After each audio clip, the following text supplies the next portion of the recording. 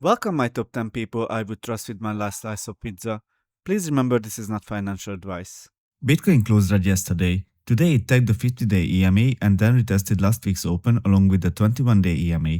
We are clearly running into resistance here and we know exactly what it is. The 50-month EMA stacked with weekly resistance. We already swapped liquidity at the recent weekly swing high.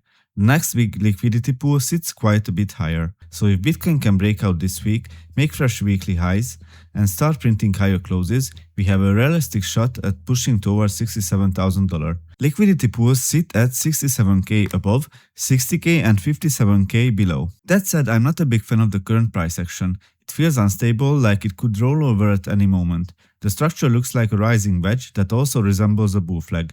These kinds of rising channels often lead to breakdowns, but for a real breakdown to happen, price would need to drop significantly lower, down to the base of this formation. Bitcoin's volatility index, DVOL, is still trying to hold support. That's pretty concerning because low or stable volatility while price is this choppy usually sets up for a sharp move, and right now the risk feels skewed to the downside. I'm still bullish on the dollar. It's holding all its key support levels, which unfortunately acts as a headwind for Bitcoin. We also have the Fed meeting at the end of the month on July 29th. Markets are currently pricing in no rate hike and no rate cut, so we probably won't get any major macro catalyst to push price in either direction. That's the setup right now.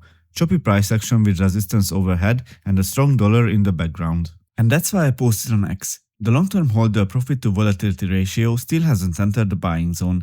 In every previous bear market, it dropped to at least negative 0.3, but so far in this bear market, the lowest level has only been positive 0.31. Hodl Waves metric hasn't showed the buying opportunity yet, as the good accumulation phase started from the 40% level. So far in this bear market, the highest level has only been 23%. So what do you think? Has Bitcoin truly bottomed? Or is the real capitulation still ahead? Let me know in the comments. Have a nice day. Bye.